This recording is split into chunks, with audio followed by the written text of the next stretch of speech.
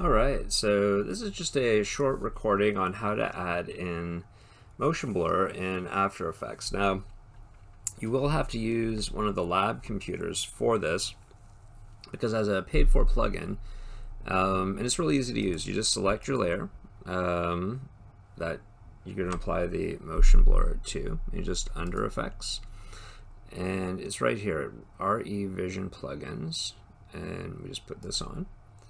And as soon as we put that on, it's just going to automatically go through motion blur. Now, it is something that needs to calculate. Now, it's a cool thing too, because what it does is it looks at pixels that change. So it knows where to add in the blur. So things that don't move as much get less blur, like the background, for example. Things that move more get more blur. So you get a pretty good result from that. That ends up looking pretty natural.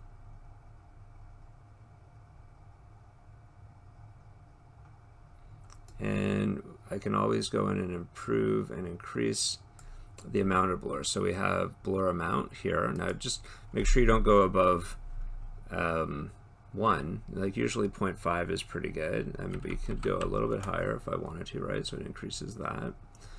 And motion sensitivity. So if that's lower, then you're going to get less blur. If this is higher, you'll just get more blur because more sensitive to motion.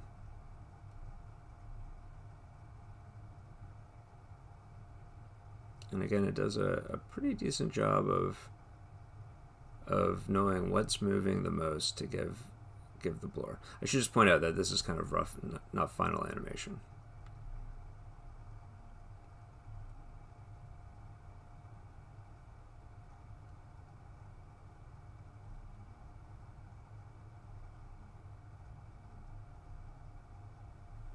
Cool. Let's just watch that one more time.